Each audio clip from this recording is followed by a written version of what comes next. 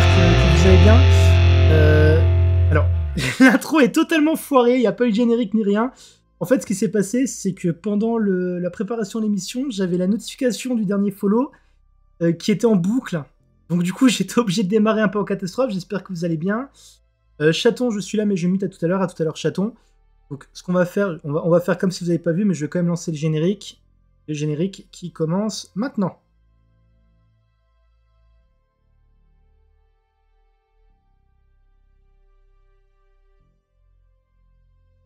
Voilà. Alors, bonsoir à tous, c'est toujours Natsam. C'est toujours C'est quoi tes pronoms. Ce soir, j'ai l'honneur et le privilège, et je ne sais pas comment tourner mes phrases, de recevoir Ticus. Comment ça va, Ticus? Bah, ça va bien, et toi? Bah écoute, ça va, hein, comme je te disais avant l'émission, j'ai été pris de court, pour tout vous dire. J'ai été pris de court quand Ticus est arrivé sur Discord. Je m'y attendais pas, j'ai eu un sursaut. Et là, j'ai été pris de court par le bruit du bot qui faisait des trucs bizarres. Donc ça va, mais je suis pris de court. Alors, Ticus, on va tout de suite mettre les pieds dans le plat. Est-ce que tu peux te présenter pour ceux qui ne te connaîtraient pas? Bah, du coup, moi, c'est Ticus le faune, ou Ticus tout simplement. Je suis une personne non-binaire. J'étudie les bibliothèques et j'aimerais devenir professeur documentaliste. Et j'écris beaucoup. C'est ma plus grande passion. Et mes pronoms sont bien entendu Yel. On avait eu, c'était Ezra, je crois, qui était prof documentaliste il y a quelques émissions. Oh, je regarderai alors. Il commence à y avoir une thématique. Alors, comme on en parlait avant l'émission, on va commencer avec le portrait page chinois. Je suis désolé, j'ai l'impression de sauter du coq à l'âne, mais j'ai le bug qui me reste en tête. Donc, le portrait page chinois. Désolé pour le couac. Voilà, là c'est le portrait page chinois, c'est bon, du professionnalisme. C'est quoi tes pronoms, tout ce qu'on aime. Donc, est-ce que tu connais le principe du portrait pas chinois? À peu près, oui.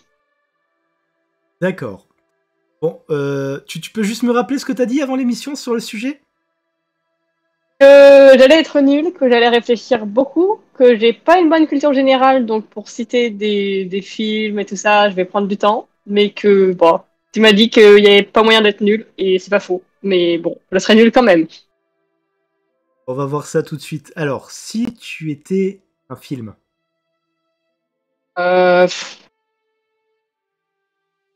Je vais dire The Greatest Showman, parce que, tout simplement pour la chanson centrale This Is Me. Elle est magnifique, cette chanson. Voilà, qui est la chanson que j'avais en rêve pour la pancarte que je portais cet après-midi. Voilà, d'ailleurs. Et c'est d'ailleurs pour ça que j'y ai pensé aussi vite. Mais voilà. On en parlera. On en parlera tout à l'heure de cet après-midi, parce que du coup, c'est assez intéressant. Alors, je vais juste marquer dans le chat, puisque Chaton n'est pas encore là, je vais me donner simplement les infos que tu donnes. Donc, The Greatest Showman, là, qui est un film qui raconte l'histoire. Tu peux peut-être nous le résumer? Alors, je ne sais plus le nom du personnage principal, mais globalement, c'est un jeune homme pauvre qui, petit à petit, grimpe les échelons en créant d'abord un musée, puis très rapidement, en fait, un cirque de personnes différentes. Et il les montre, mais surtout, il en fait un spectacle et il fait ça avec ces personnes-là, justement, pour montrer que la différence n'est pas un problème et pour leur donner une place dans la société. Et petit à petit, la grandeur lui monte à la tête. Il délaisse son cirque parce qu'il est en train de devenir célèbre et il commence à faire d'autres spectacles. Ne spoil pas peut-être tout le film non plus. Hein. Ok. Et je vais rien dire de plus. Alors, la chanson centrale est la meilleure. Du coup, ouais, d'ailleurs, alors je sais pas qui a raison, mais j'avais eu des échos par contre de personnes qui voulaient pas voir le film parce qu'apparemment ils disaient que c'était vachement romancé et que le mec de départ était pas forcément un mec super bien, mais c'était plutôt un mec qui allait exploiter les personnes avec lesquelles il a bossé. Alors je suis désolé si je casse le truc, mais apparemment le mec était pas vraiment... Je sais pas, moi j'ai juste vu le film, je connais pas ce dont c'est inspiré ou quoi que ce soit. Mais D'accord, bah du coup, c'est ça inspiré d'une m'étonnerait histoire pas que ça vraie, ait mais été très romancée. très romancé, ça m'étonnerait pas en vrai. Et Hugh Jackman, Hugh Jackman, il est en train de se faire une carrière, en train de jouer bien des rôles qui à la base n'étaient pas du tout lui, quoi. Parce que c'est pareil, il jouait Wolverine, et à la base, Wolverine, c'est pas un mec qui fait 1m90 plein de muscles, c'est un mec qui fait 1m60 au garrot. Mais voilà, Hugh Jackman est tellement sympa et très bon acteur aussi, donc ça passe. Bah du coup, je vais pas te faire la chanson, puisque je pense que ça serait This Is Me. On pourrait dire ça, oui. D'accord. Du coup, si tu étais une série télé. Une série télé. Mais je regarde pas la télé, moi. Ah. Bon, on va dire tu peux utiliser un joker si vraiment t'as pas de. Non, je T'as pas réfléchis d'idée. au niveau de séries, bah, plutôt des séries animées dans ce cas-là, je dirais. On pourrait dire The Owl House, que j'aime beaucoup pour tout ce qui est le côté fantastique, qui est pas mal dedans. Et la Comment tu dis? représentation aussi. The Owl House. Attends, je te le mets dans le chat. Owl comme le hibou. La chouette, ça. Ouais. La D'accord. maison de la chouette. Pour le coup, je t'avoue que je connais pas du tout. Ça me dit rien du tout. Voilà. C'est du coup une série animée où on suit une jeune humaine qui débarque dans un monde de démons très fantastique et qui est pas mal avec pas mal de représentations, mine de rien, discrètes mais très bien faites. Et Alors du coup, voilà. c'est quoi? C'est de l'animation japonaise ou pas du tout? C'est du cartoon plutôt. D'accord, donc c'est plutôt occidental. Oui. Oui. D'accord. Voilà. Et du coup, pour finir le portrait pas chinois, si tu étais un livre.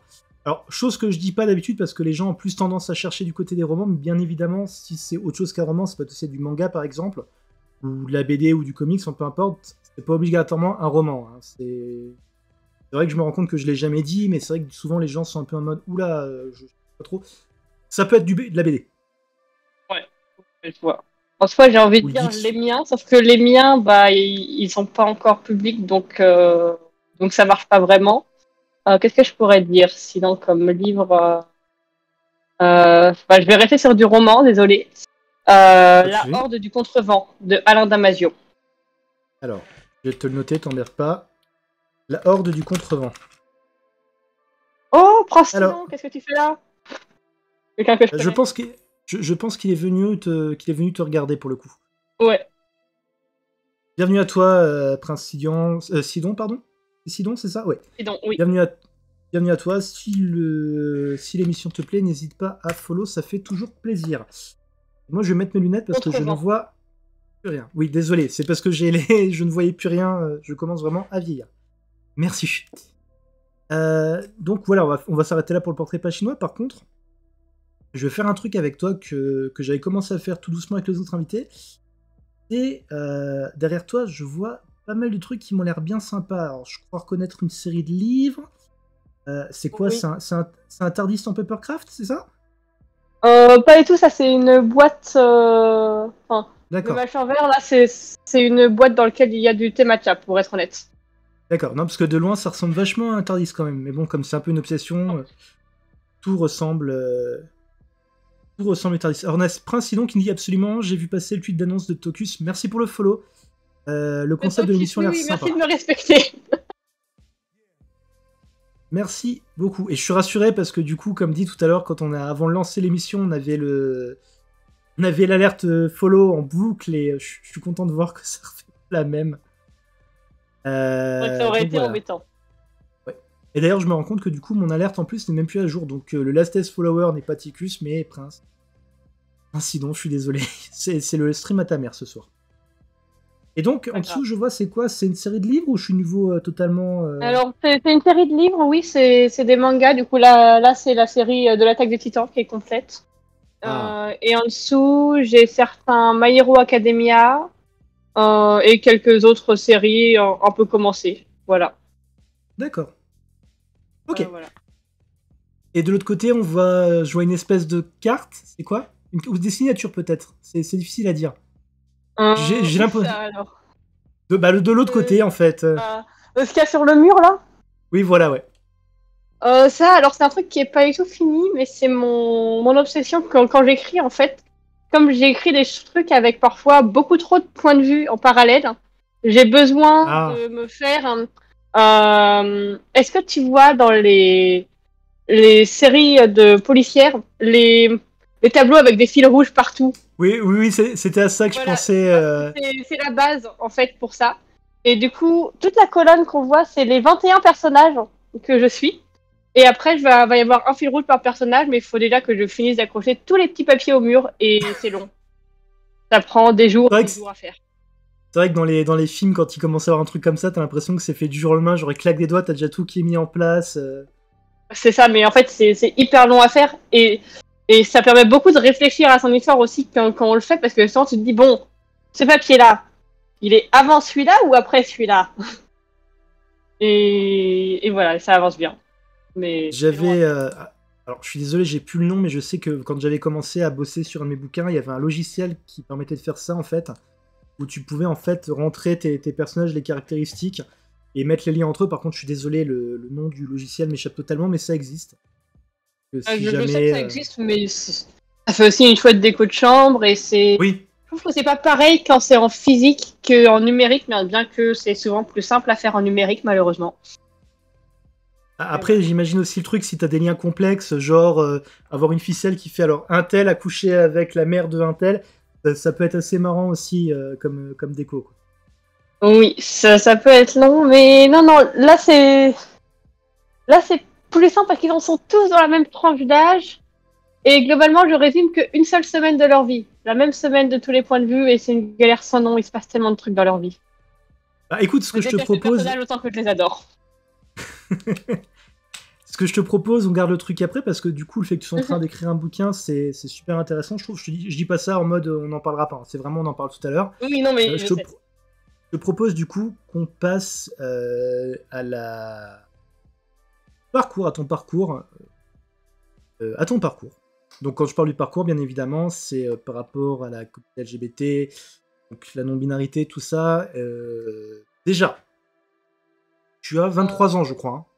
Pas du tout, j'ai 19 ans, bientôt 20. D'accord, je sais pas pourquoi je disais 23, c'était par rapport à ton truc Twitter peut-être.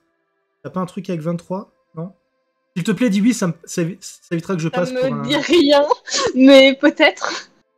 Non, alors dans ce cas, je suis désolé, c'est moi qui ai dû avoir deux trucs en parallèle. Donc tu as 19 ans, je me disais bien, tu fais bien jeune. Alors, est-ce que ça fait... Pour l'instant. Est-ce que tu peux nous raconter un peu comment tu t'es rendu compte de ta non-binarité, comment ça s'est passé, tout ça? Et bah, je vais dire qu'en fait, ça a commencé par une grosse phase de déni, en fait, où je sais que je savais sans savoir. C'est-à-dire que c'est... Avant même que je me considère comme non-binaire, j'avais déjà choisi le prénom que je porterais si j'étais non-binaire. C'est lunaire. Voilà. Ce prénom étant Cosmos, du coup, qui est désormais mon prénom. Et ça, du coup, c'était plutôt durant le lycée. Mais j'avais déjà, en vrai, maintenant que j'y réfléchis, des indices plutôt dans mon enfance. Et le véritable déclic a été plutôt... Excuse-moi, je t'interromps juste parce qu'il y a Prince donc il vient d'aller voir. C'est parce que tu mentionnes les 23 heures BD dans ta bio. Ah oui, les 23 heures BD. D'ailleurs, les 23 heures BD sont le week-end prochain. Ça peut être intéressant aussi. Bref. Ah ouais, tu vieillis très vite, dis donc, de 23 à 25. Non mais ce sont des heures, c'est pas des années. Ah! Ok, autant pour moi. Mais donc voilà, excuse-moi, du coup, je t'ai interrompu, mais voilà. Ouais, du coup, je disais que le véritable déclic a été à ma première année de fac, donc l'année dernière réellement, où j'ai un ami qui du coup est à genre, qui est dans ma classe et avec qui on s'entend très bien. Et je me suis rendu compte en le fréquentant que en fait c'était moi. Enfin, je ne suis pas à genre, je suis maverick, c'est-à-dire un genre ni homme ni femme. Ni à genre, en fait. C'est un genre qui n'est pas une absence de genre. Mais du coup, c'est le fait de fréquenter des personnes non binaires à la fac et aussi de plus être dans le même environnement. Parce que ça se passait pas forcément ultra bien avec ma famille, même si je l'ai pas forcément développé. Et simplement sortir et pouvoir faire les choses totalement par moi-même, bah ça m'a ça me fait changer beaucoup de choses sur ma façon de voir le monde, etc. Et du coup, c'est vraiment là où j'ai commencé enfin, à me poser des questions sur mon genre. Et la première fois, je me suis dit je me suis posé des questions sur mes pronoms. C'était au premier cours du deuxième semestre de littérature française l'année dernière, et où la prof avait préparé une petite feuille pour connaître toutes les personnes du groupe et avait demandé les pronoms.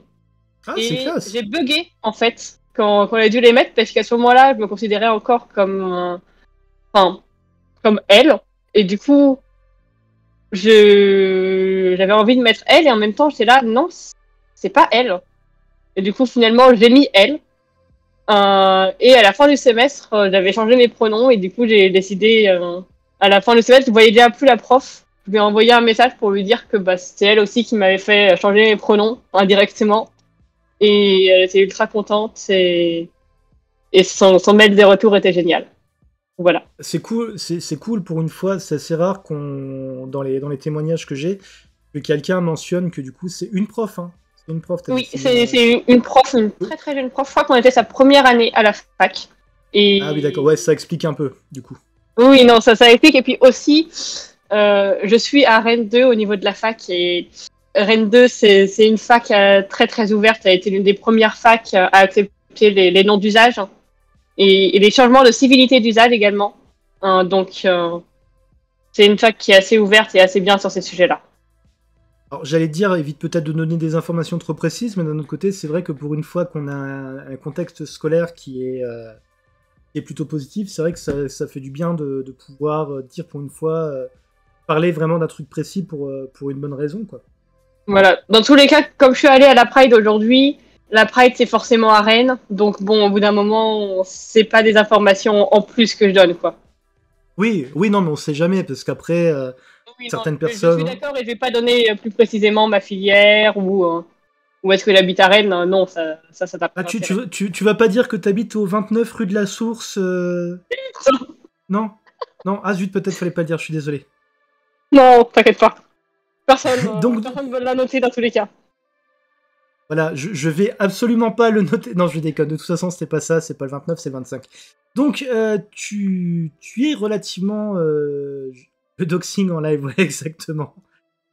En fait, toute l'émission, ça a été un gigantesque piège qui a été créé en février. C'est pas pour interviewer des gens, tout ça a été fait pour piéger, pour pouvoir doxer en public Ticus. Voilà.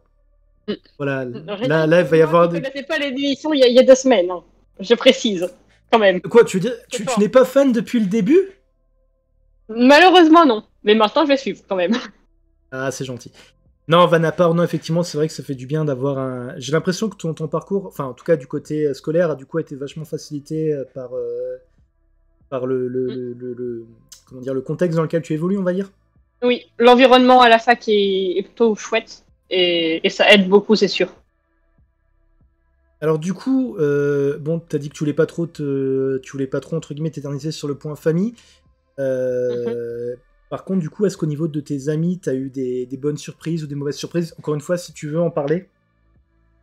Globalement, j'avais des amis dont déjà le premier était ouvertement non-binaire, hein, même si en passing plutôt cis, mais quand même non-binaire. L'autre ami de la fac, comme on est amis avec la même personne non-binaire, il n'y a pas eu de problème. Mes camarades d'écriture, comment dire que le genre majoritaire dans le groupe d'écriture, c'est non-binaire. Donc, mine de rien, il n'y a pas eu de problème. Voilà. Ah oui, donc en fait, le drapeau non-binaire sur ton lit, c'est pas seulement parce que t'es non-binaire, c'est parce que tu vis littéralement dans le pays des non-binaires. Non, quand même pas, mais c'est juste pour mettre un truc sur le lit, honnêtement. Et parce qu'il était à la presse cet après-midi. Mais ouais, après, j'ai des amis cis. Et notamment, j'ai une amie qui est mon amie du collège et du lycée, donc ça fait très longtemps qu'on se connaît, ça va faire plus de 10 ans maintenant. Et qui elle, n'est pas du tout dans cet univers LGBT et tout ça, et pour qui ça a été plus compliqué. Et je sais que pour elle, le fait que je change de prénom la perturbe énormément. Et je sais que ça prendra du temps, mais qu'elle va y arriver parce que c'est une personne géniale. Pareil pour les pronoms, elle fait encore des erreurs parce que elle est pas dedans, quoi. Mais pour autant, elle accepte totalement et elle se renseigne beaucoup. Et ça, j'apprécie. J'apprécie beaucoup parce qu'elle fait les recherches par elle-même et parfois, quand elle a un doute, elle me pose des questions. Et j'aime beaucoup ça. C'est mort, je vais venir habiter à Rennes. Moi, c'est l'extrême inverse. Les amis, ça leur passe au-dessus de la tête. Les pronoms, ils savent même pas ce que c'est, je pense. Ah, t'as beaucoup de chance pour le coup. Mon amie dont je viens de parler là, elle est en Alsace parce que de base, je viens d'Alsace et je suis sur Rennes pour mes études. Ah, tu viens d'où en Alsace? Paumée dans les montagnes. D'accord, non, parce que du coup, personnellement, je suis pas très loin de l'Alsace en fait. Donc du coup, ça aurait pu Ok. me dire quelque chose. D'accord, alors du coup, tes amis et ton intelligence atomical l'a bien pris. Et par contre, toi, quand tu t'es rendu compte quel effet ça t'a fait, est-ce que t'étais en mode oula, c'est bizarre, c'est nouveau pour moi, ou alors ah bah tiens, en fait, c'était ça depuis le début, comment t'as réagi quoi? Non, chaton, je plaisantais, on va pas aller vivre à En Rennes. fait, comme j'écris, je me suis rendu compte très vite que j'avais envie d'écrire dans la représentation. Et je me suis mis à écrire de plus en plus de personnages LGBT dans tous les sens du terme, que ce soit des personnages aroace, des personnages gays, bi ou trans, que ce soit des personnages trans cis ou non binaires. Hein. Enfin, trans cis, qu'est-ce que je raconte trans binaire, entre guillemets. Oui, ouais, je vois ce que tu veux dire. Enfin bref, je m'embrouille. Et du coup, je me suis rendu compte que j'étais fascinée en fait par tout cet univers, etc. Bon, j'avais une sœur, bon, je vais pas dire son orientation sexuelle, mais qui était LGBT, et donc c'est aussi un peu ça qui m'a mis le pied à l'étrier. Alors, excuse-moi, mais dire que t'as une sœur qui est dans les LGBT, mais pas donner son orientation, il n'y a pas 15 000 possibilités non plus, sauf si elle a vraiment une orientation. Mais je vais pas on va dire préciser plus que ça, et puis voilà. D'accord, ok. Mais voilà, donc je m'étais beaucoup renseignée dessus. Donc d'un côté, c'était nouveau pour moi de réfléchir en mode, en fait, c'est quoi mon genre, plutôt que oh, ce genre-là, il est intéressant. Et en même temps, c'était pas, enfin, ça n'a pas paru étrange vu que j'étais déjà dedans en fait, entre guillemets. Ouais, tu veux dire que le fait d'être entouré par des personnes qui étaient déjà non-binaires, comment dire, de niveau 100, ça t'a pas fait te sentir du coup. Tu t'es senti peut-être enfin pas accepté, mais plus intégré peut-être? Oui, mais c'était aussi simplement par rapport à moi et mes connaissances. J'en connaissais déjà en fait énormément sur le sujet de la transidentité, de la non-binarité, etc. Avant de me considérer moi-même comme non-binaire. Et du coup, c'est plus simple en disant que je suis pas arrivée d'un coup dans un monde que je connaissais pas en mode ouh là là, ça veut dire quoi FTM ou des trucs du genre.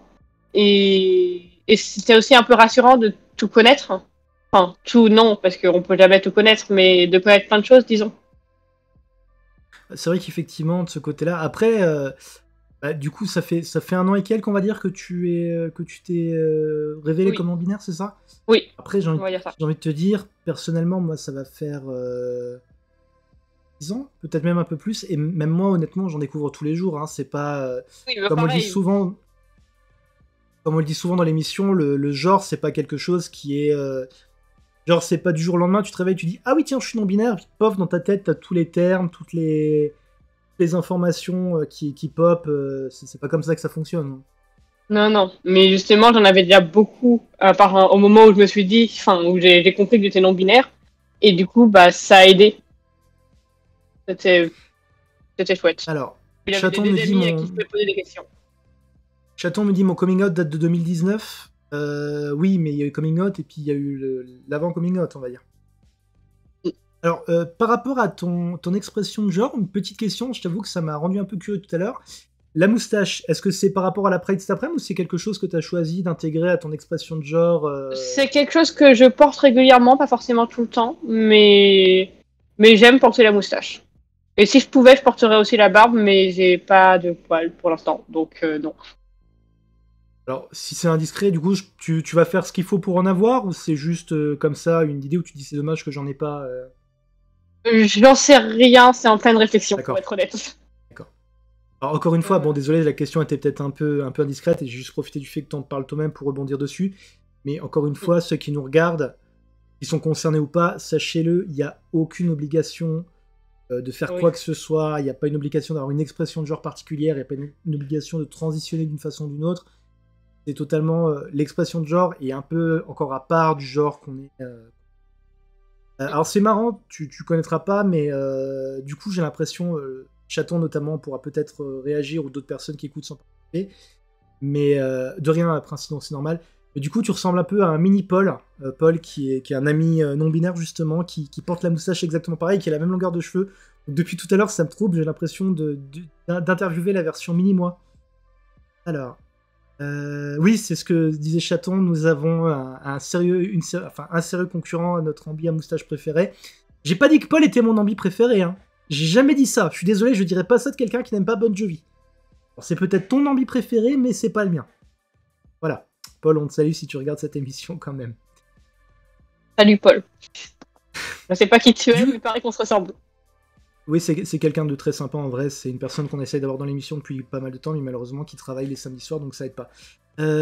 Alors, petite question par rapport à la vie de tous les jours, les personnes qui sont pas forcément dans ton entourage. Est-ce que tu as déjà eu des retours négatifs vis-à-vis de ta façon justement de présenter ton genre? Hmm, oui et non, disons que c'est c'est très très variable en fait.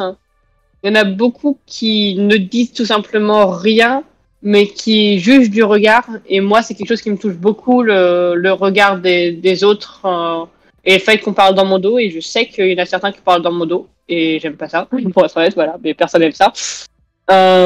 Mais sinon, en soi, par exemple, je viens de commencer un stage là en collège pour être toujours professeur documentaliste. On en revient à ce que je disais avant, plutôt. Enfin bref, voilà.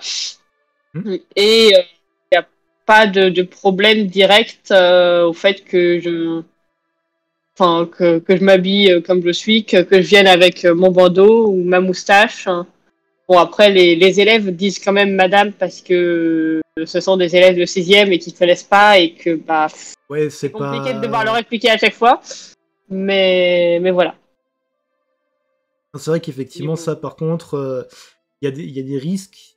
C'est dommage parce que c'est pas forcément de la faute des gamins, mais c'est vrai qu'effectivement, dans certains gamins, dans leur façon d'être, tu vas sûrement, à mon avis, retrouver les pensées sous-jacentes des parents qui, eux, sont pas Oui. forcément. Non, Disons, oui, bah, après, ouais. Là, c'est un collège en zone prioritaire.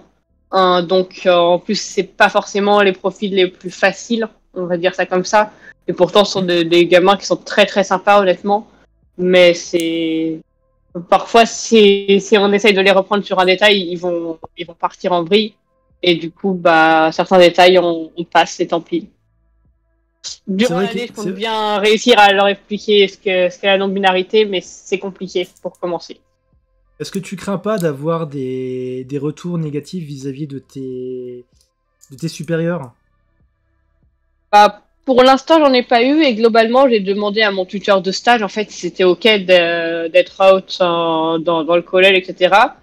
Et il a eu l'air de dire que oui, enfin, que tout le monde allait genrer au FEM parce que bah c'est compliqué et que personne connaît, etc. Mais que ouais, pas de problème. Et pour l'instant, mes supérieurs m'ont pas fait de remarques sur ma façon de m'habiller. Après, bah, je m'habille toujours clean quand même. Hein. Je mets des Oui, bien chemises sûr. et tout ça, mais je reste quand même avec un look non binaire assez prononcé et pour l'instant ça va pas déranger. Ok. Non, je te pose la question parce que je sais que moi, malheureusement, j'ai également travaillé dans un. Enfin, moi, c'était un lycée, du coup, il y a quelques années, j'étais à eux. Et c'est vrai que quand j'ai eu l'occasion de travailler en étant binaire, j'étais pas out à 100%, mais je sais que par exemple, dans les documents que je devais rédiger, je m'efforçais d'utiliser l'inclusif. Et honnêtement, quand je voyais qu'à chaque fois on me le corrigeait en mode c'est une faute, j'avoue que j'avais un petit peu la colère qui sortait quoi. Mais bon, j'allais C'est pas l'ouvrir normal. parce que du coup ça rentrait du coup après dans des considérations. beaucoup plus complexe.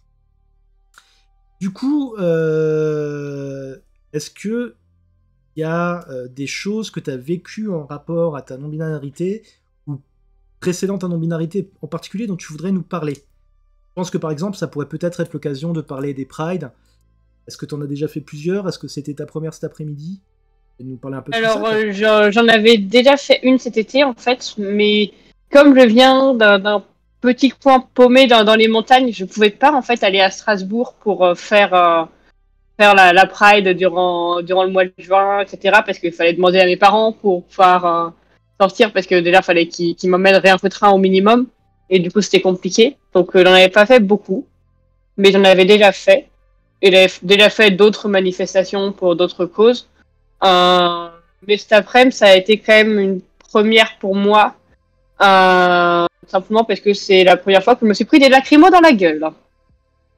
Mais voilà. C'est comme on en parle, on va peut-être en reparler un peu plus, mais t'as de la chance, ça aurait pu être bien pire. Alors, Voilà, totalement. petite question que je me pose, parce que c'est quelque chose dont est encore un peu obscur. Donc cet après-midi, c'était la Pride radicale. C'est bien Oui, ça? oui, c'est ça. Ah, exactement, c'est quoi la différence entre la marche des fiertés et une Pride dite radicale? Disons que la marche des fiertés, c'est une fin. Désormais, c'est presque une fête, en fait. Et la Oui, c'est Pride vrai. radicale, le principe de la Pride, déjà, c'est de se dire que un mois par an, c'est pas suffisant et que nous, on existe tout le temps, déjà pour commencer. C'est pour ça Oui. que c'était pas en juin aujourd'hui. On n'est pas en juin, à ce que je sache. Et en plus, c'est de se dire, nous, on n'est pas là pour faire la fête. Nous, ce qu'on veut, c'est que nos droits s'améliorent.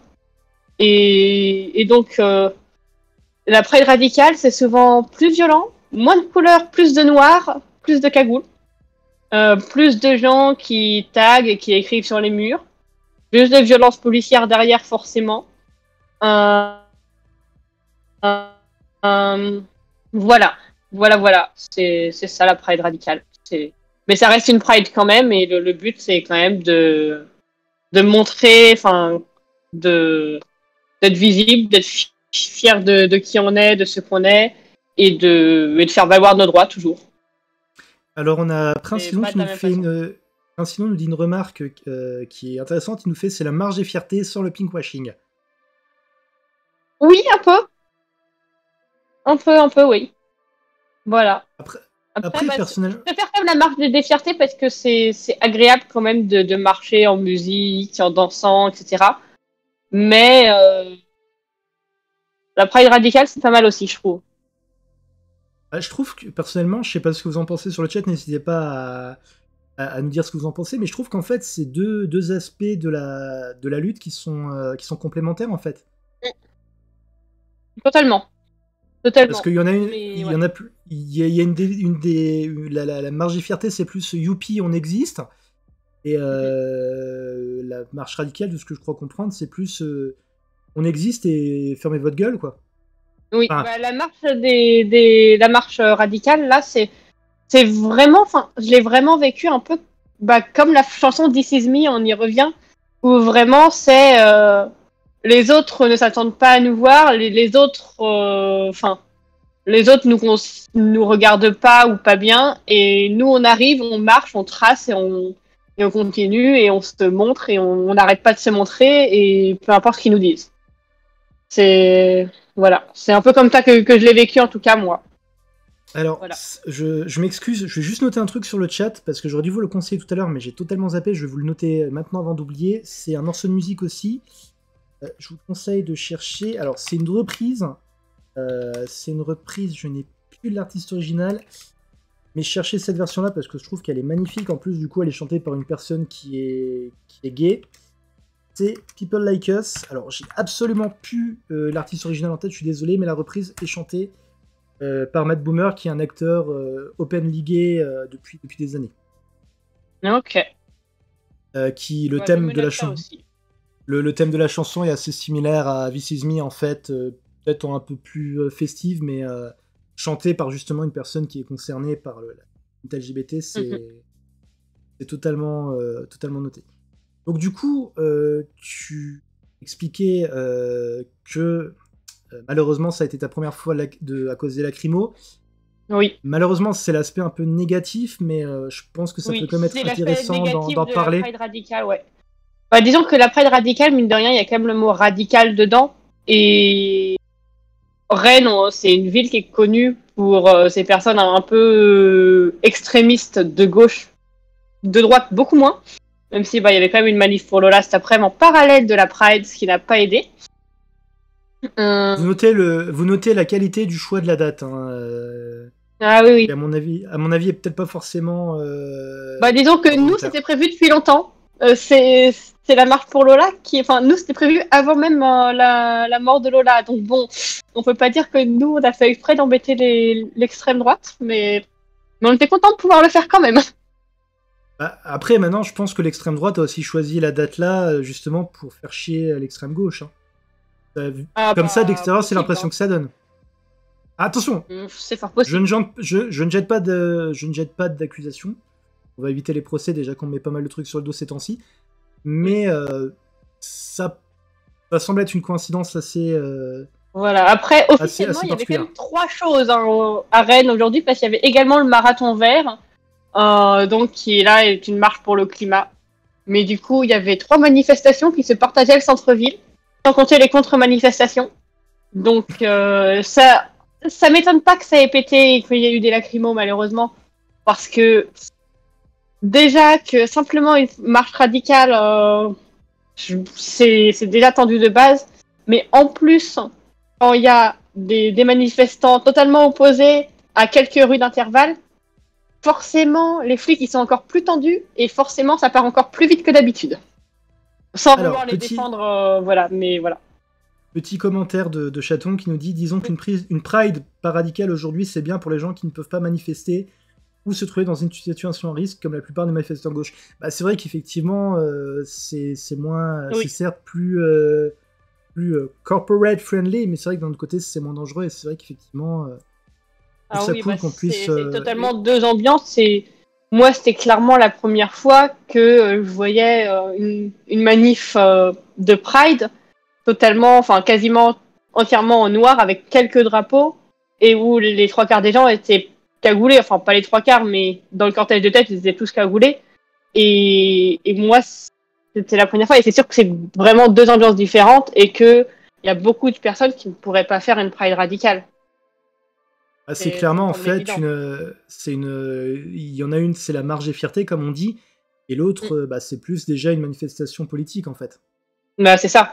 La marge de fierté reste politique pour moi dans le sens où bah simplement être LGBT c'est politique de nos jours Oui, malheureusement. oui, bien sûr, oui. Mais oui, la Pride radicale est éminemment beaucoup plus politique que la marche des fiertés classique. Et, Après, voilà. 100 ans, hein, tout est politique de toute façon. Dès le moment où on Oui, choisit voilà. de marcher dans la rue, même si c'est pas dans une manifestation, c'est politique. Les courses qu'on fait, c'est politique. Mais là, je voulais dire dans le sens où, Oui, c'est fait pour faire bouger les politiques. autant pour moi, Chaton me corrige tout à l'heure, c'est pas Matt Boomer, c'est Matt Bomer avec un seul O. Ça aurait pu être pire, j'aurais pu l'appeler Matt Bonheur. Les anglophones apprécieront. D'ailleurs, je suis sûr qu'il y aura un acteur porno qui s'appelle comme ça. Donc voilà. Voilà. Oui, donc effectivement, du coup, lacrymo, confrontation. Voilà. Après, c'est quand C'était. même resté très très soft. J'ai trouvé enfin, j'avais vraiment très peur d'y aller et j'ai beaucoup hésité à y aller. Et je regrette pas, même si je sais pas si je referais des marches radicales comme ça, parce que c'est pas une ambiance que j'apprécie et que je cautionne aussi parce que bah il y a eu beaucoup de tags, etc. Et d'un côté, je comprends totalement pourquoi ils le font, et de l'autre, bah je suis pas pour taguer n'importe comment les bâtiments. Donc c'était un peu partagé entre les 2 côtés. Mais franchement, ça aurait pu être bien bien pire. Euh, voilà, c'était quand même assez calme pour une Pride radicale et on a quand même pu marcher un certain temps, ce qui n'était pas forcément gagné à la base. Voilà. Après, peut-être pour conclure sur le sujet, enfin, après, c'est que mon opinion, mais c'est encore une fois, on n'est pas LGBTQIA, faire plaisir à qui que ce soit, et si à un moment on est obligé Oui, d'aller dans l'extrême politique, je veux dire, Après, c'est des tags. C'est pas, il y a pas eu de, enfin, Oui. j'espère pas, il y a pas eu de meurtre. Donc Non, au non, il n'y final, en a pas eu. Voilà, mais c'est juste, moi, personnellement, enfin, je comprends totalement. Je suis pas sûre, en fait, de cautionner. Et en même temps, j'ai quand même envie de cautionner parce que bah, c'est pour nos droits, etc. Mais comme je sais pas exactement comment me positionner, je sais pas si je referais des prides radicales. Mais en tout cas, c'était une expérience très très enrichissante et je regrette pas du tout. Voilà. je vais jouer mon cynique à 2 balles, mais t'inquiète pas, attends 4-5 ans et t'auras un avis un peu plus tranché, à mon avis. Et Ah, malheureusement, mais c'est un risque. il y a quelques mois, je serais pas allée à la pride radicale, hein, déjà. Donc On non, va pas faut se pas. mentir. Voilà, voilà. Est-ce que, du coup, il y a quelque chose d'autre que tu veux ajouter sur ton parcours? Des observations, des anecdotes, encore une fois? Sur mon parcours, pas tant que ça, non. Non, non. Non. J'ai C'est pas ça, grand-chose à dire. c'est ça qui est super intéressant avec l'émission, c'est que à force de recevoir du monde, ce que je trouve génial avec les parcours, c'est qu'on trouve vraiment. Je veux dire, je sais que je suis le premier à faire ces vannes d'habitude, mais c'est pas du tout pour faire une vanne. Mais c'est que on trouve des parcours de différentes tailles, de différentes formes. Et autant là, c'est vrai que le parcours, vu que tu es non-binaire depuis peu de temps, au final, est relativement court. Autant certaines personnes, ça aurait pu durer 3 heures rien que sur le sujet-là. Et je trouve ça vraiment intéressant d'avoir différentes façons de voir.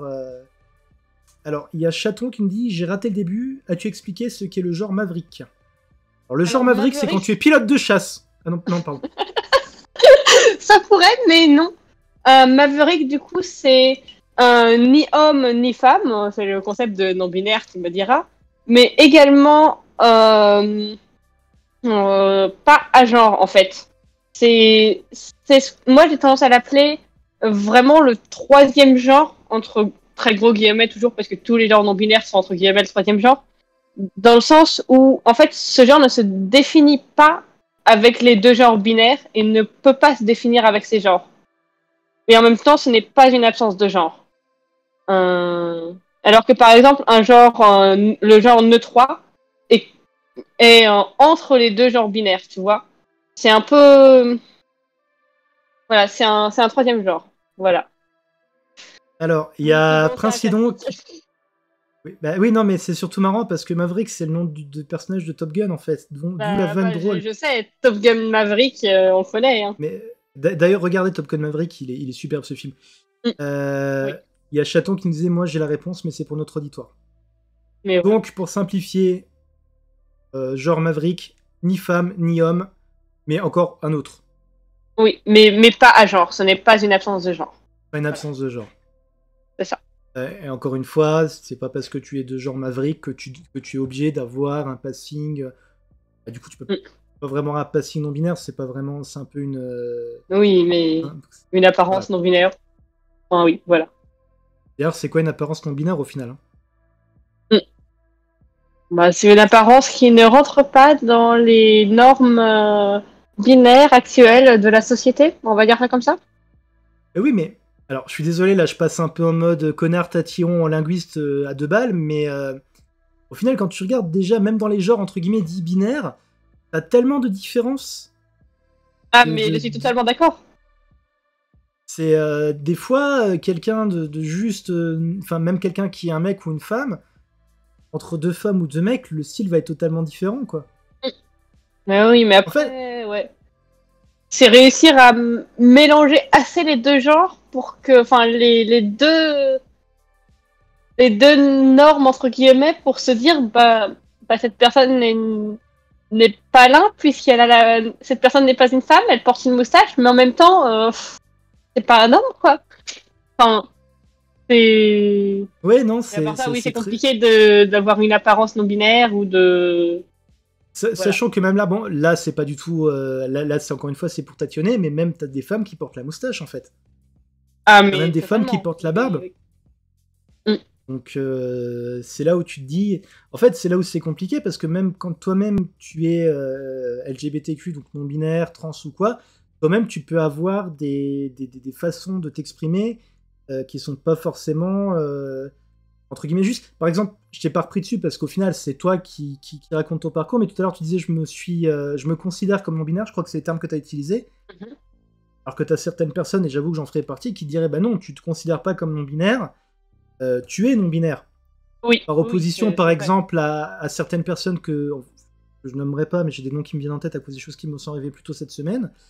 Mais au final, ça serait plus juste de dire, par exemple, je me considère comme étant quelqu'un de bien, mais non, en fait, t'es quelqu'un qui a pas de face. Je trouve que le fait de se considérer quand on parle de genre ne colle pas. Et là, on a 2 commentaires. Alors, on a Nat Conteuse, Nat Gondeuse, qui nous dit une apparence non binaire, c'est quand tu t'habilles sans 0 et sans 1. J'aime beaucoup cette phrase. Elle est vraiment très bonne, je valide. Et sinon, on a Prince Silon qui nous dit, je vais passer moi aussi en mode cynique, une apparence qui rentre pas dans les codes de la binarité, ça n'existe pas dans les yeux du grand public. Les cis sont tellement matrixés par le genre qu'elles chercheront toujours le moins de trucs pour se raccrocher à leur repère et mettre dans une des 2 cases.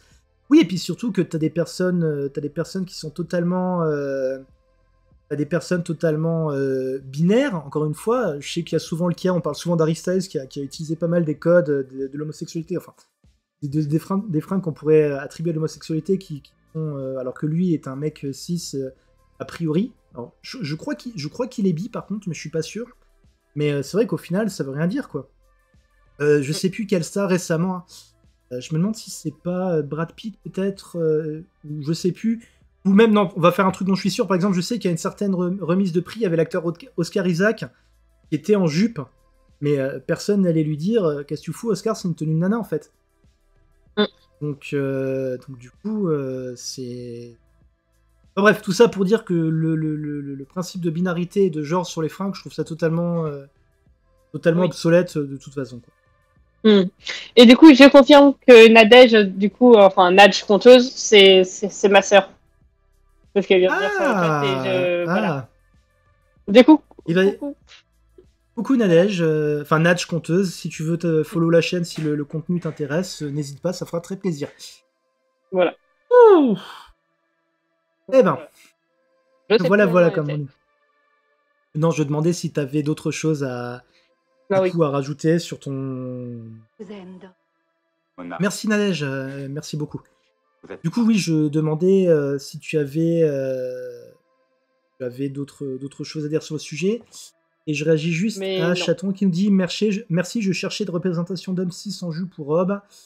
Et du coup, elle va chercher la photo d'Oscar Isaac. Voilà. En effet. Bah, écoute, du coup, vu qu'on a parlé de ton parcours, je te propose qu'on parte sur tes passions ou sur un sujet entre guillemets libre, qui n'est pas forcément en rapport avec la communauté LGBT. Donc, vas-y, je t'écoute. De quoi tu veux nous parler? Bah, moi, de base, l'une de mes grandes passions dans la vie, c'est l'écriture, du coup.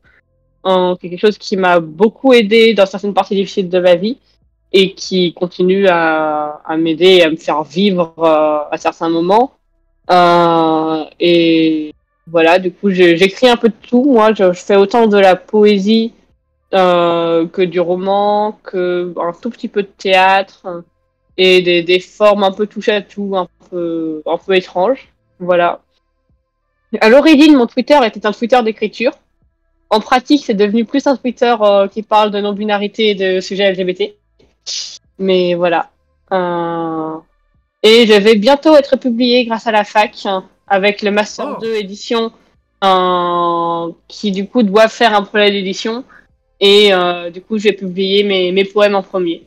C'est bien parce que comme ça me fait une petite expérience d'édition avant de rentrer dans le dur du sujet avec du coup mes romans et mon immense univers. Voilà. Alors c'est marrant et justement ça peut être intéressant, on va peut-être pouvoir comparer nos méthodes d'écriture parce que comme les auditeurs, enfin les viewers le savent peut-être, j'écris beaucoup, j'écris énormément puisqu'en ce moment j'écris ne serait-ce qu'une histoire par jour obligatoirement pour mon compte dédié, mais du coup j'ai aussi eu l'occasion d'être publié, bon c'était de l'auto-édition, et c'était également un recueil de poèmes qui est sorti.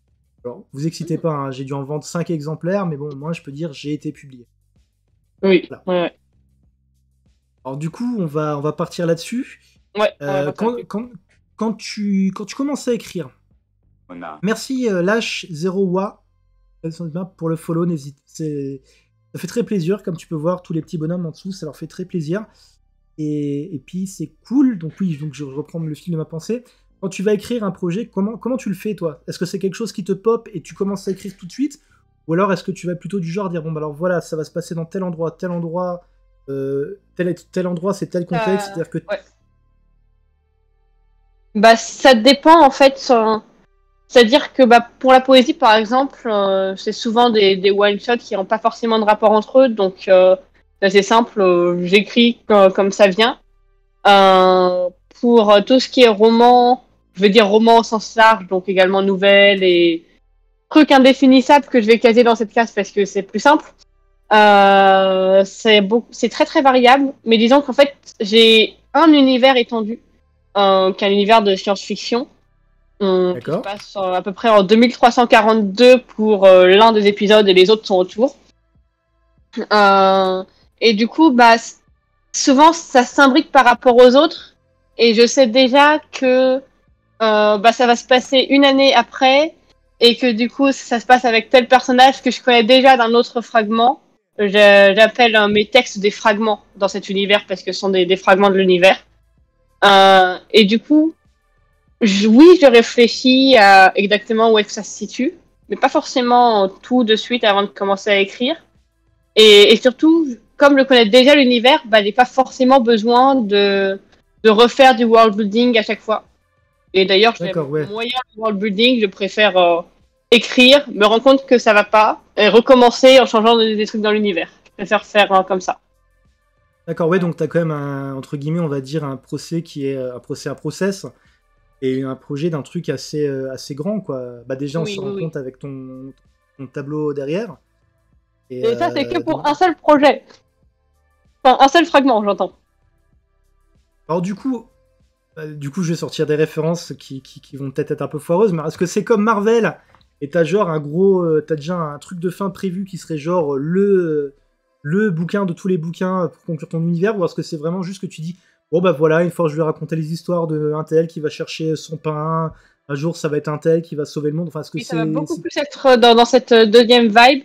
Bah, disons que le grand objectif de l'ensemble de Tempus Fugit, parce que du coup c'est le nom que j'ai donné à l'ensemble, à l'univers, à tout ça, c'est un peu d'être le miroir de la vie.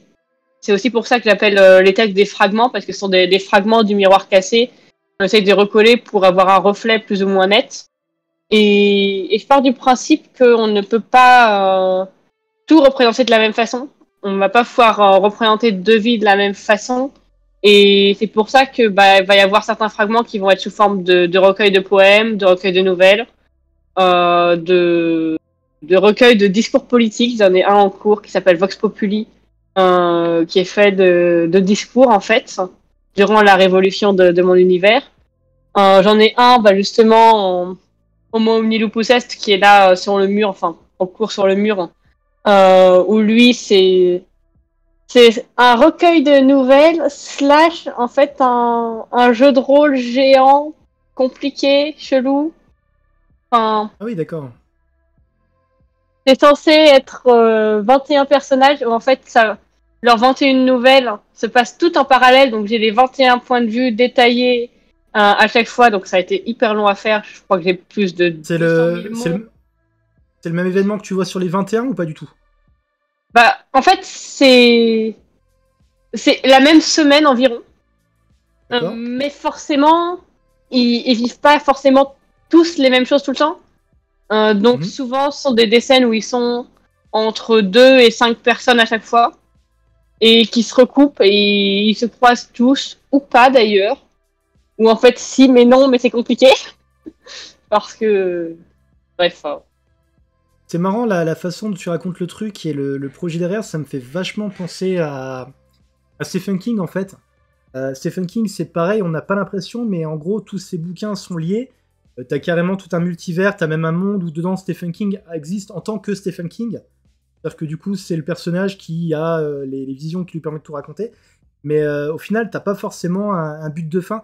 C'est-à-dire que tu vas retrouver un personnage qui va être, par exemple, je sais pas moi, le méchant de l'histoire qui est l'homme en noir, qui va apparaître dans pas mal de ses bouquins.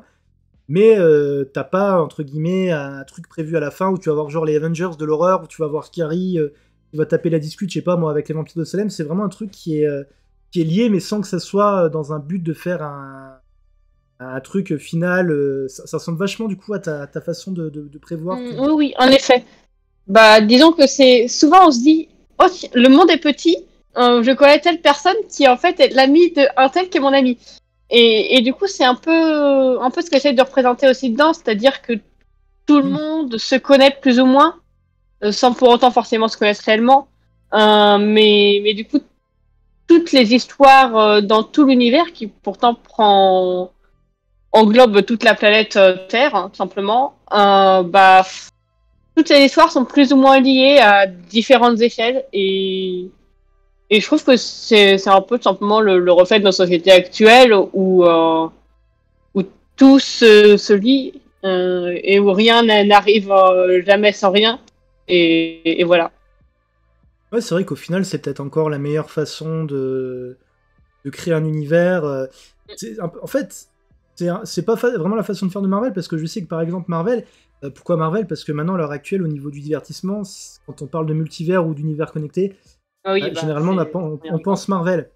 Mais c'est vrai qu'au final, beaucoup, pas moi parce que moi forcément je suis très client, mais beaucoup font le reproche à Marvel. Maintenant, si jamais t'as pas vu tel ou tel film, tu vas avoir des références que tu vas pas comprendre. Genre, admettons, si t'as pas vu la série WandaVision, tu comprendras pas ce qui se passe dans le dernier Doctor Strange. Et c'est vrai que du coup, c'est un peu... Alors, tandis que Stephen King, si t'as pas lu... c'est pas parce que t'as pas lu, on va dire, le bouquin où il t'explique les origines... Bah, chez moi, par exemple, dans l'univers de Stephen King, pour faire simple, t'as un gros méchant, en plus de l'homme noir, c'est le roi cramoisi. Et le roi cramoisi, grosso modo, il apparaît dans plusieurs bouquins. Donc, par exemple, il apparaît dans le bouquin Insomnie, il apparaît dans la saga de la Tour Noire. Et genre, t'as pas besoin d'avoir lu la Tour Noire pour comprendre, pour comprendre Insomnie. T'as pas besoin d'avoir lu Insomnie pour comprendre la Tour Noire, en fait. Bah oui, coup, ça crée... C'est ce que je vise, ouais. C'est totalement ce que je vise, d'avoir des fragments indépendants et en même temps qui se répondent et qui sont beaucoup plus intéressants si tu les lis tous, et peu importe l'ordre en réalité. Mais c'est très très dur en fait, parce que bah, l'univers il est très vaste et le moindre sujet que je développe, j'ai envie de le développer encore plus dans les autres fragments, alors que je peux pas recommencer du point où j'en étais dans le fragment précédent, et du coup bah c'est compliqué, mais globalement oui, c'est ce que je vise. C'est un peu frustrant des fois, hein. J'avais le même genre de projet, c'était en fait j'avais entre guillemets dans mon univers que je créais, il y avait un événement à un moment qui était alors, je sais pas si on peut parler de fin du monde ou d'apocalypse parce que j'étais pas allé assez loin. En gros, à un moment t'as un événement et j'avais eu comme projet, j'avoue que ça a été un peu mis de côté, ça sera peut-être repris avec le bouquin que je suis en train d'écrire maintenant. Et en gros, c'était tu voyais cet événement par plusieurs personnages et surtout le ton serait pas forcément le même à chaque fois. C'est-à-dire que genre t'allais avoir une histoire qui allait être complètement entre guillemets de l'horreur pure et à côté de ça, j'avais un projet d'un mec en fait qui voulait devenir un tueur. Et en gros, l'histoire, c'était le mec, à chaque fois, pendant toute l'histoire, tu le sentais se préparer, ça montait un truc super glauque. Et genre, à la fin, bah, il peut tuer personne parce que manque de peau, il loupe son réveil. Et le lendemain, c'est la fin du monde, en fait. Et c'était un peu l'idée là, en fait. Et créer d'autres histoires. Mais oui, c'est vrai que oui. C'est terriblement intéressant, mais aussi super frustrant à écrire parce que c'est pareil, quand t'écris un truc, tu dis « Attends, est-ce que si j'écris ça, les autres, ils vont avoir la rêve qu'en fait, je fais référence à un autre de mes textes ?» C'est quand même assez compliqué comme méthode d'écriture. C'est très très compliqué, oui. Mais en même temps, j'adore parce que ça permet de pouvoir ne pas se restreindre à un genre ou une façon de raconter. Parce que, bah, pareil, là, comme tu as dit, autrefois, tu parlais de ton texte horreur, et là, un truc un peu plus comique dans le deuxième, enfin, comique, ça reste quelqu'un qui veut tuer quelqu'un, mais bref. Oui, mais en fait, encore une fois, c'est dans le ton comique. Voilà, c'est la forme qui est comique. Le fond, effectivement, oui. C'est un truc, j'en profite, j'ai déjà fait la pub dans le chat, mais sur mon compte horreur court, j'essaie toujours d'avoir ce côté un peu d'humour noir, en fait. Genre, par exemple, un de mes textes, c'est l'histoire d'une nana enfin, d'une nana ou d'un mec, d'ailleurs, je crois même pas que je l'ai genré dans le texte, mais en gros, elle vient d'échapper à un tueur en série, elle est toute blessée. Sauf que manque de peau, comme elle avait verrouillé toutes les portes, bah, le temps que les secours arrivent à ouvrir la porte, bah, c'est trop tard. Et voilà, c'est toujours un espèce d'humour noir. Pour ceux qui connaissent les contes de la crypte, c'est un peu façon les contes de la crypte, en fait. Bah oui. Et mais je trouve ça très intéressant. J'aime beaucoup. Et Ouais, toi, mais du coup, comme dit, tu écris comment? C'est quoi ta façon d'aborder l'écriture? en fait, ça dépend. Des fois, c'est simplement... soit je vais avoir une idée d'une histoire que je veux raconter, et je vais dire, bon, voilà, j'aimerais bien raconter tel truc, je vais simplement l'écrire comme ça vient. Soit, ce qui m'arrive pas mal en ce moment, c'est d'avoir genre la chute de l'histoire, et dans ma tête de faire un peu... bah, comme tu fais avec ton tableau, mais dans ma tête, en fait. C'est-à-dire, voilà, donc je veux qu'à la fin de l'histoire, il y ait ça comme chute. Comment je pourrais faire pour que ça ait une signification. Par exemple, concrètement, des dernières histoires courtes que j'ai écrites, enfin pas d'histoires courtes, pardon, de nouvelles, c'est l'histoire d'une nana qui a bossé dans un magasin et du coup elle a chopé comment dire, la parano totale des portes qui s'ouvrent. Ah non. Ah oui. C'est genre, en fait, au début de l'histoire, voilà, moi je fais bon, alors j'ai ce passé de vendeur où à chaque fois quand je fermais, j'avais peur que quelqu'un vienne et m'empêche de fermer la porte en mettant juste le pied. J'ai fait à la base la peur qu'on pourrait avoir quand on est dans la vente, parce qu'encore une fois j'étais vendeur à l'époque, c'est simplement de te dire ah bah merde, c'est encore un client qui va m'empêcher de fermer, moi j'ai envie de fermer, enfin bref, c'est de la merde. Et dans ma tête je me suis dit comment je pourrais trouver ça et puis le tourner en truc horrifique. Donc dans ma tête je me suis dit bon bah voilà, on va remplacer le magasin par le contexte, t'es chez toi, il fait nuit, tu rentres chez toi, tu verrouilles la porte, sauf que là t'as quelqu'un qui met le pied. Et en fait je suis parti de ça. Et du coup, à partir de là, ça fait comme des toiles. Donc je me suis dit, bon voilà, je veux qu'à la fin, donc à la fin, je veux que du coup mon personnage se retrouve face à cette situation. Donc comment je vais y arriver? Donc du coup, j'ai ma fin, j'ai mon contexte, et le reste, bah, c'est simplement du remplissage. Alors, Prince Silon lui dit, j'aime bien ce mode de fonctionnement, imaginer la fin et construire ton histoire pour y amener. C'est ce que je ferais si un jour j'écris. Ah merci beaucoup, c'est un truc. Et voilà, du fait, en fait, je vais faire ça, quoi.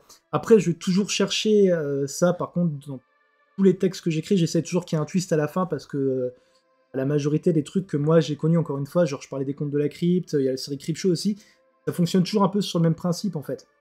C'est que t'as une idée de départ, t'as un twist, et au final, le milieu, c'est que du remplissage.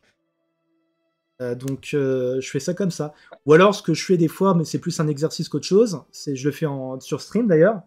Et ben voilà, vous me donnez un thème, et à partir du thème que vous allez me donner, sans rien d'autre, j'écris une histoire d'horreur. Mais bon, c'est un peu plus compliqué pour le coup.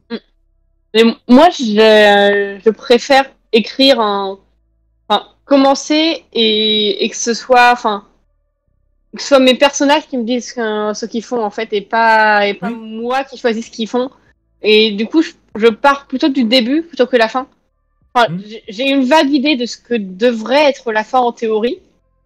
Et je laisse mes personnages parler comme ils ont envie avec. Ça encore une fois, c'est ce que Stephen King fait pareil. Il fait exactement pareil. Parce que par exemple, il a fait un bouquin qui s'appelle Le Fléau, et où dedans en gros c'est un virus cause la fin du monde, et en gros l'homme en noir qui est du coup un méchant récurrent de son œuvre fout un peu la merde. Et en gros, c'est ça, il le dit, il fait, voilà, j'ai commencé à écrire le bouquin, là, je sais pas où mes personnages vont m'emmener. Et au bout d'un moment, t'es tellement à l'aise dans ton univers et dans ton exercice d'écriture qu'au final, ouais, c'est ça, tes personnages te disent, écris ça, en fait. C'est pas toi qui dis, ah bah tiens, mon personnage veut dire ça, c'est le personnage qui dit, t'écris ça. Récemment encore, j'ai voulu marquer un truc en mode, j'ai plus, mais Carole avait un peu peur de ce qui allait arriver, et puis j'ai effacé et j'ai mis Carole n'avait pas peur de ce qui allait arriver. Je savais que Carole, en fait, elle pouvait pas avoir peur. Et quand ça arrive, c'est toujours très perturbant parce que il y a ton côté auteur qui a envie d'écrire l'histoire qui était prévue à l'origine, et il y a ton envie auteur entre guillemets réaliste qui te dit mais non, mais c'est beaucoup plus logique que ces personnages agissent de telle façon ou disent telle chose. Et du coup, non, tu vas partir sur cette direction-là qui n'était pas prévue. Et c'est très perturbant. Et en même temps, c'est ce que j'aime beaucoup. C'est un truc que je rencontre souvent aussi, parce que personnellement, je préfère les happy endings. Je préfère les happy endings, sauf que je me suis retrouvé plus d'une fois à écrire mes histoires un peu horrifiques, et puis me dire, mais ça peut pas finir bien. Ça peut pas finir bien, c'est pas possible. Là, il est en train de mourir dans la mare de son propre sang. Ils peuvent pas mettre du scotch pour le réparer, quoi. Et c'est assez... comment dire, cette espèce de schizophrénie qui se crée quand t'es auteur, je trouve ça assez fascinant, quoi. Au final, t'es là, tu fais... Totalement. Je pense que c'est pour ça que... Bah, d'ailleurs, c'est un peu aussi ce que... C'est un peu encore une fois, c'est le thème de certains bouquins de Stephen King, hein. C'est pas pour rien que souvent, ces personnages, c'est soit des auteurs, soit des profs. Parce que justement, lui-même a été prof et lui-même est un auteur. Donc, c'est pour ça que c'est assez...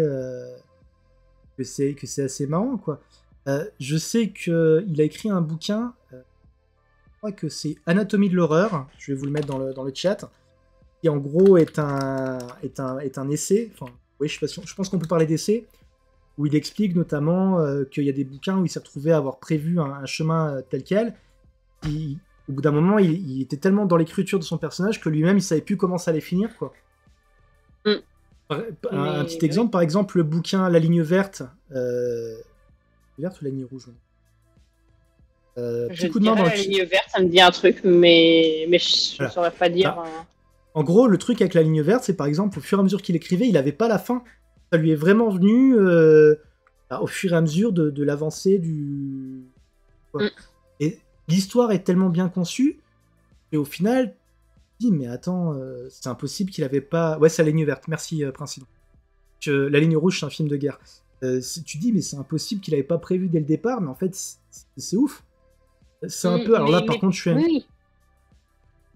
fais juste une grosse digression, mais c'est un peu... Est-ce que tu connais la série Breaking Bad? De nom. La série n'a évidemment pas été écrite d'une traite, mais un truc qui est fascinant, c'est que au tout début de la dernière saison, il se retrouve avec une situation particulière. Donc c'est le personnage principal qui... alors je sais plus s'il la fabrique ou s'il l'achète, mais en gros, tu vois le personnage principal avec une grosse mitraillette. Après, quand tu vois la deuxième partie de la saison, tu dis, ah bah oui, il avait la mitraillette pour faire ça, et c'est logique. Et ce que je trouve incroyable, c'est que toi tu dis, bah du coup, ils avaient dû écrire toute la saison en amont. Non, là, l'auteur, il a fait, bah non, en fait, je me suis juste retrouvé dans une situation où je savais que mon personnage avait fait tel truc, et après, comme il connaissait le personnage, bah il a pu écrire par la suite pourquoi le personnage avait fait tel truc. Et je trouve ça vraiment fascinant comme truc. Ça fait beaucoup de trucs. Mais totalement. Totalement. Et Nadège, là, parle du jeu de rôle. C'est d'ailleurs là aussi où j'ai rencontré Sidon. Le jeu de rôle, moi j'en fais peu. Mais quand ma sœur me parle de comment ces joueurs, parce que ma sœur du coup est meneuse de jeu, et quand elle me parle de comment ces joueurs réagissent et bousillent ses plans à chaque fois, moi je lui réponds mais ça c'est mes personnages en fait. Et le jeu de rôle, enfin, la nuance entre le jeu de rôle et l'écriture pure, pour moi c'est assez flou en fait, parce que les personnages sont vivants, un peu comme les joueurs font n'importe quoi, et ils font ce qui est le plus intéressant pour eux à ce moment-là. Je sens un peu de mauvaise foi sur le chat là de Nadia. Il y a un peu... Oui, voilà. On la connaît, hein, la méthode TGCM. Hein. On la connaît. Hein. Non, en vrai, c'est une très très bonne meneuse. Et c'est eux qui décident le plan. Mais à l'origine, quand même. Hein. Et voilà, oui, aussi. Mais c'est aussi les personnages qui décident d'un plan et le cassent eux-mêmes. Ouais, c'est vrai, j'ai une anecdote, je me rappelle une fois, j'avais justement flingué un maître de jeu parce qu'il avait pas prévu ce que j'allais faire, et il était dégoûté.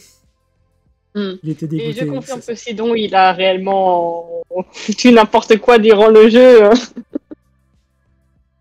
cet été, mais c'était fun. Parce que du coup, Sidon a joué un grandeur nature qu'on organisait avec Nadège. Et c'était un grandeur nature expérimental comme d'hab, parce qu'on aime faire dans l'expérimentation. Donc c'est un grandeur nature en 4 actes et demi qui se passe sur une semaine. Et Et à un moment, il y a enfin l'antagoniste, entre guillemets, principal, Orchidée, qui apparaît. Et les deux autres fois où on l'avait fait jouer, parce que du coup, c'est la troisième année qu'on l'organisait durant l'été, et les deux autres fois où on l'avait fait jouer, ils avaient buté Orchidée dès son apparition. Et là, euh,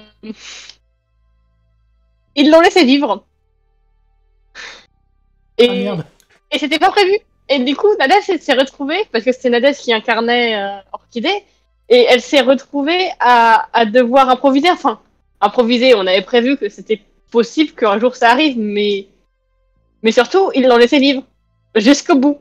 Et du coup, on a dû improviser une autre fin que ce qui était possible.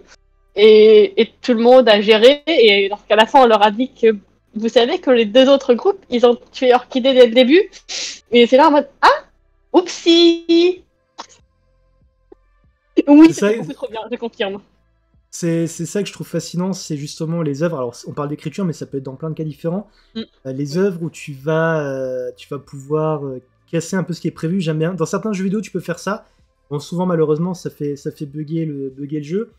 Mais je me rappelle le film Destination Finale. Tu connais le principe ou pas du tout? Ça me dit un truc, mais vas-y, dis, explique. En fait, dans Destination Finale, le principe, c'est à chaque fois le film commence pareil. Le personnage principal, même si voilà, il a une vision qui lui dit grosso modo attention, si tu montes dans cet avion, si tu montes dans ce bus, machin, tu vas mourir. Tu vas mourir et tout le monde va mourir de façon totalement gore et bien faire un film. Du coup, ils ont fait un truc très sympa dans le DVD de Destination Finale 3, c'est qu'il y a un deuxième DVD en fait où c'est le film, mais en gros tu joues le rôle du destin.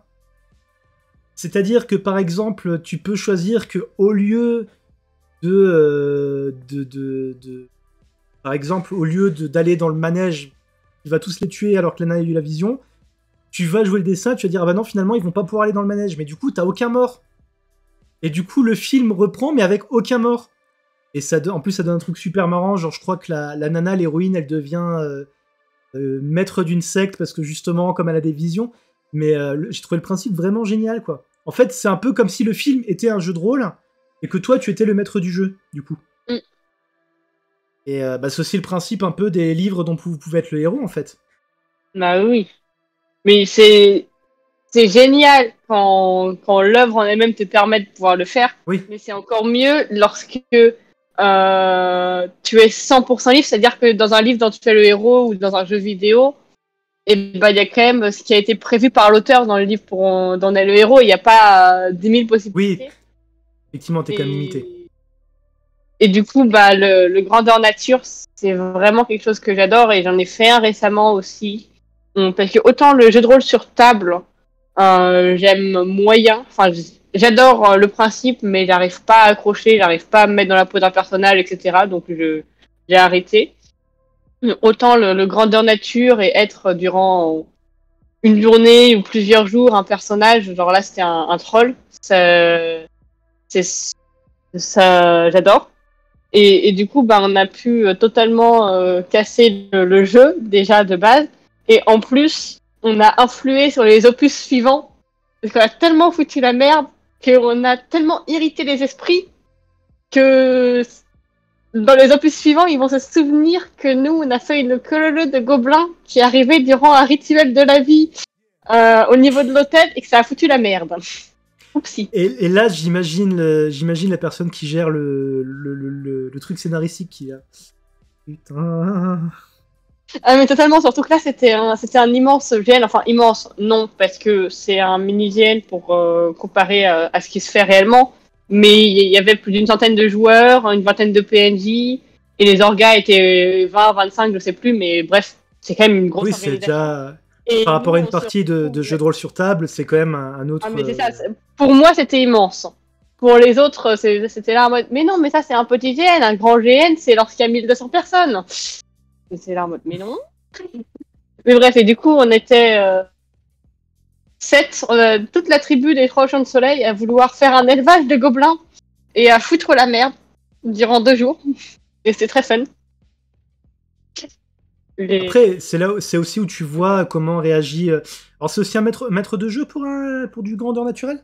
Pour du. Bah, c'était les orgas en règle générale, mais D'accord. oui, c'était des maîtres de jeu, voilà. D'accord, parce Qui que là, vous c'est aident, aussi voilà, intéressant. C'est justement à ça où tu peux voir, à mon avis, un auteur si un auteur est bien ou pas, c'est voir justement sa capacité du coup, à réagir à ce qui s'est passé, quoi. Et ça, par contre, c'est vrai, encore une fois, dans tous les domaines. Bon, sans rentrer dans les détails, on a eu une période où l'industrie du divertissement en général a été vachement ralentie à cause d'un petit truc bénin qui Oui, n'existe plus. yep, oui, oui, bah oui. Mais du Ouais. coup, on s'est retrouvé avec pas mal de séries télé ou de films où ils ont été obligés d'adapter le scénario en fonction de ce qui se passait dans la vraie vie. Et c'est pareil, je trouve ça assez fascinant de voir les auteurs, en quoi des auteurs, que ça soit de bouquins, de télé, de films, vont être capables justement de dire bon, bah il s'est passé ça, comment on va retomber sur nos pattes, quoi. Et je trouve ça vraiment fascinant.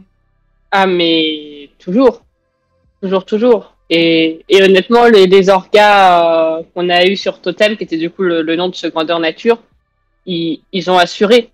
Et nous, on savait qu'on les faisait chier, mais on savait aussi que on les faisait chier d'un niveau scénaristique et que derrière, en fait, ils rigolaient et que du coup, on pouvait continuer. Et ils nous ont pas mis un stop direct de meneur de jeu en mode vous arrêtez de foutre la merde maintenant, vous jouez le scénario qui était prévu.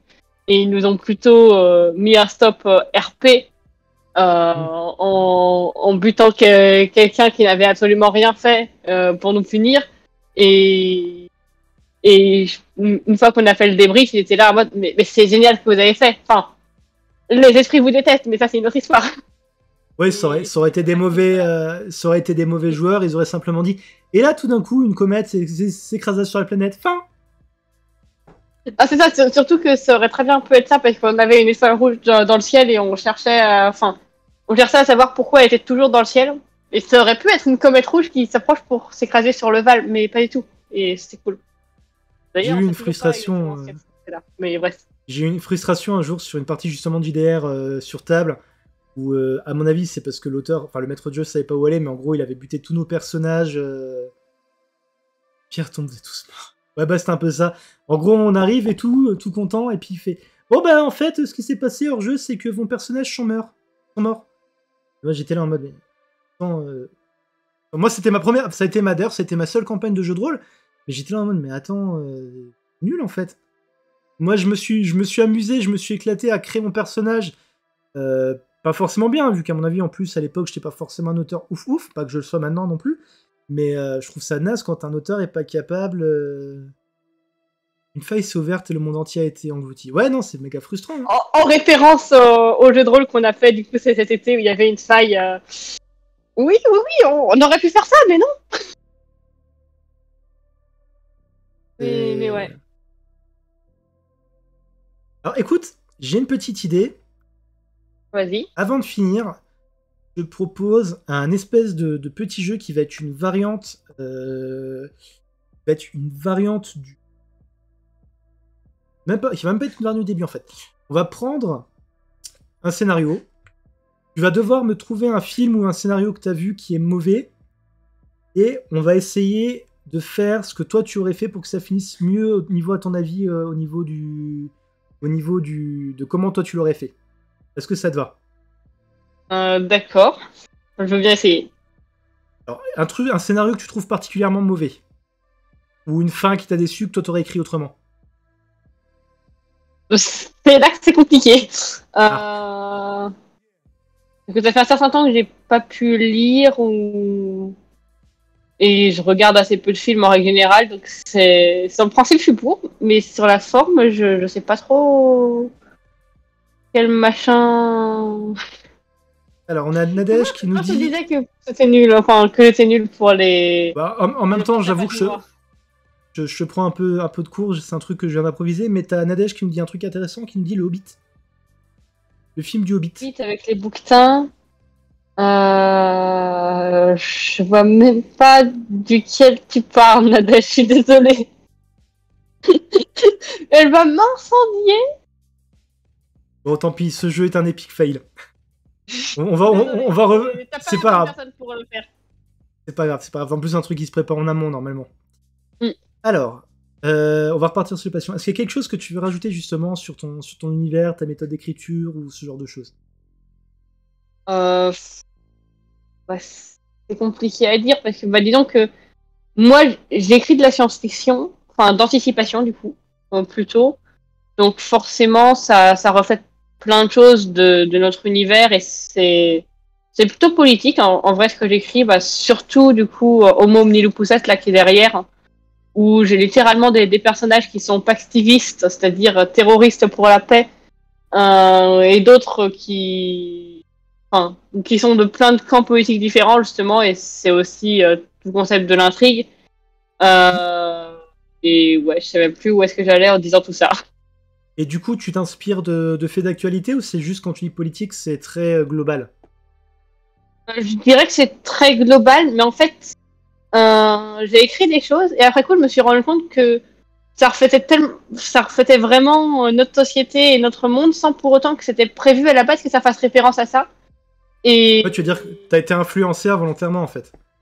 Enfin, l'influence c'est Oui, rarement et il y a aussi voulu, mais... des choses de la politique que j'ai compris en écrivant et en découvrant que tel personnage pense comme ça parce que ceci et cela qui est arrivé avant dans sa vie et que du coup ça l'a influencé et du coup il pense comme ça et c'est logique pour lui. Et, et du coup ça m'a aidé aussi à comprendre des choses sur la politique de notre monde via celle de mon univers, qui est assez perturbant quand on s'en rend compte. Et du coup, Et est-ce que voilà. ça t'arrive d'être choqué parce que tu te retrouves à comprendre des personnages qui sont pas du tout du même clivage politique que toi? Ça peut arriver, c'est rare parce que j'aime pas écrire ce genre de personnage. Mais par exemple, j'ai un personnage euh, qui est androphobe, en sachant que les androïdes sont des intelligences artificielles. Et du coup, l'androphobie, c'est un mélange entre la transphobie et le racisme, globalement. Ouais, ouais. Euh, et du coup, bah, j'ai dû écrire son point de vue en entier et j'ai dû le justifier. Et du coup, oui, j'ai dû me mettre dans la peau de quelqu'un qui est, entre guillemets, transphobe, parce que bah, c'est de l'androphobie, et bon, c'est à peu près la même chose, honnêtement. Et j'ai dû justifier le fait qu'il gueulait sur son ancien ami qui est un androïde et que c'est pour ça qu'il est plus ami avec lui. Et ça m'a fait beaucoup de mal d'écrire cette scène.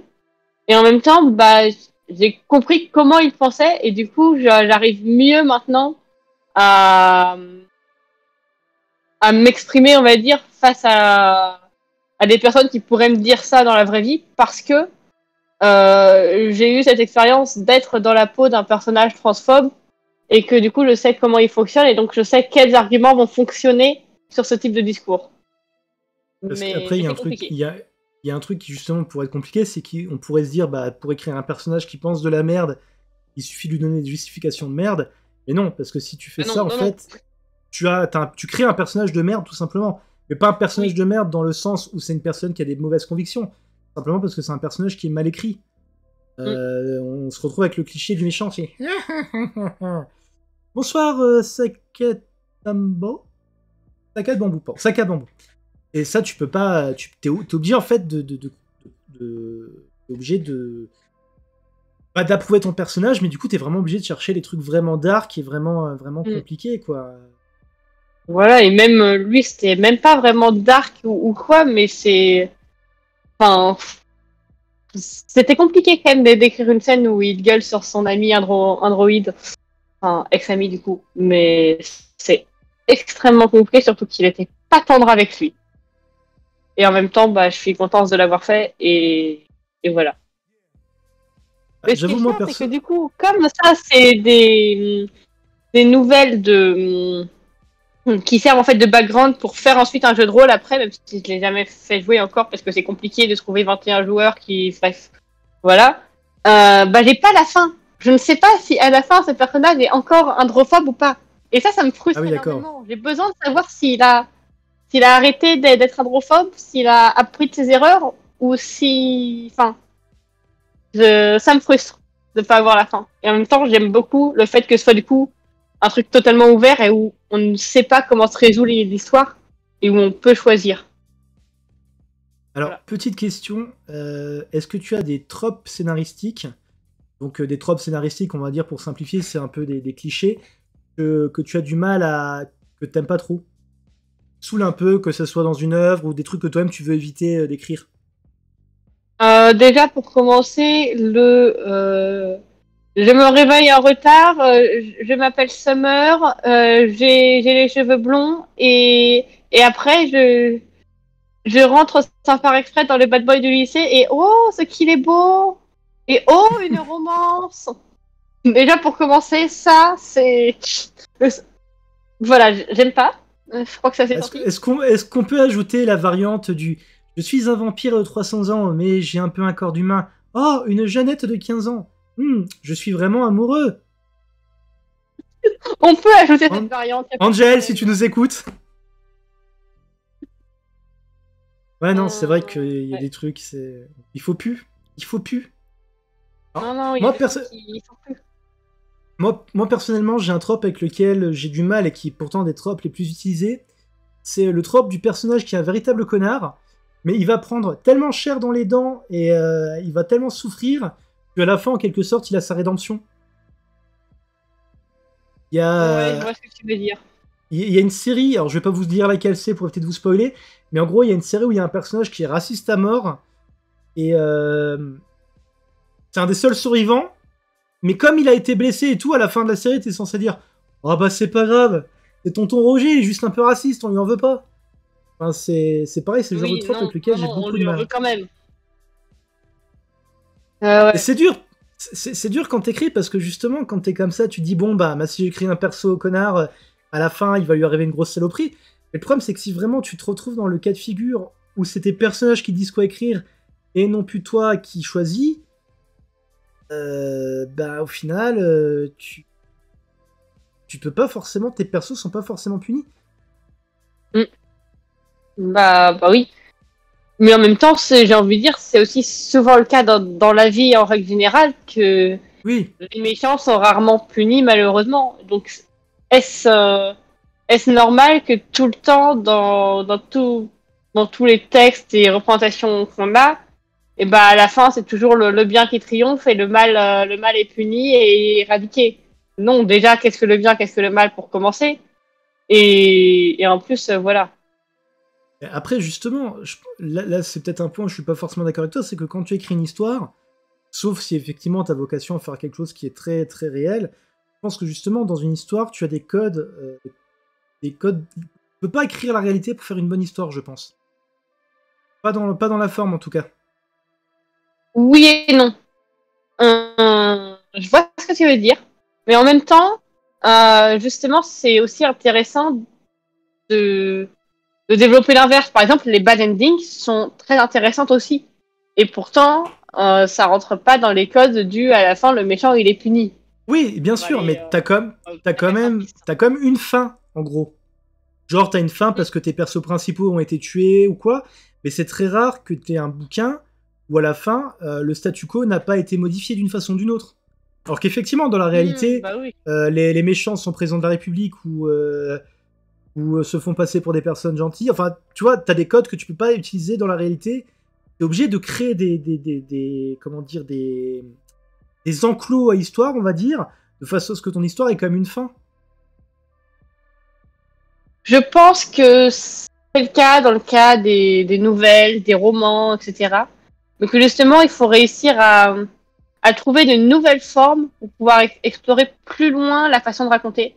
Que ce soit par Mhm. exemple à travers les jeux vidéo où on devient acteur de du récit du personnage, ou bah, justement dans le cadre du jeu de rôle, ou bah, par exemple Oui, au Mommy mais Possess, là, bah, il n'y a pas de fin si on prend juste tous les textes ensemble.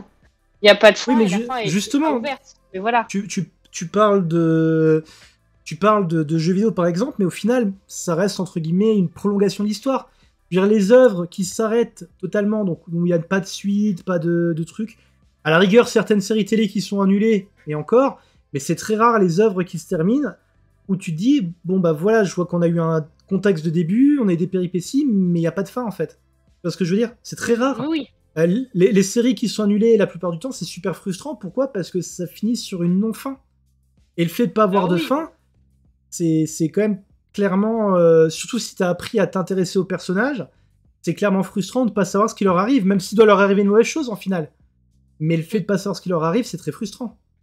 Ah, mais toujours. Toujours. Mais je disais vraiment plus ça dans le sens, il n'y a pas forcément besoin qu'à la fin, toujours le méchant soit puni ou que ce soit Ah oui, toujours bah oui. la seule fin possible que le méchant soit puni. Déjà parce que faut pas forcément qu'il y ait un méchant ou un antagoniste, même si c'est souvent plus simple à écrire. C'est aussi beaucoup plus intéressant quand l'antagoniste c'est le personnage en lui-même. Oui, oui, bien sûr, oui. Voilà. Mais je disais vraiment plus ça dans un sens, il n'y a pas qu'une seule fin possible. Et c'est pas forcément le bien qui triomphe du mal à chaque fois, même si c'est un trope qui revient souvent. Et justement, moi, j'aime pas ce trope-là à la fin, les héros, ils sont contents et tout est bien qui finit bien. Et d'ailleurs, ils vécurent heureux et ils eurent beaucoup d'enfants. Il y a un épisode de Futurama qui est excellent, qui parodie ça, où en gros, t'as des extraterrestres qui débarquent, qui pètent tout. Et l'épisode à la fin, en gros, c'est les personnages qui sont en mode ouais, c'est bon, tout est bien qui finit bien. Et t'as juste la caméra qui zoome en arrière et tu vois tous les bâtiments qui ont été détruits. Je crois même que tu vois un ou deux cadavres par terre. J'avais trouvé ça hilarant comme fin. Parce qu'au final, tu te dis, mais non, en fait, c'est fini, mais ça finit pas bien. Il y a des centaines de morts, il y a des milliers de gars de délars. Ah, c'est ça que je trouve ça marrant, quoi. Et c'est souvent le cas dans les films, un peu moins dans les bouquins.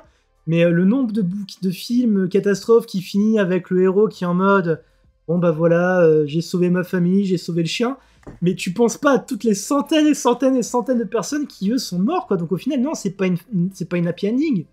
C'est peut-être une happy ending parce qu'il y a un personnage qu'on t'a présenté qui lui a survécu, mais au final putain c'est dark comme fin, quoi.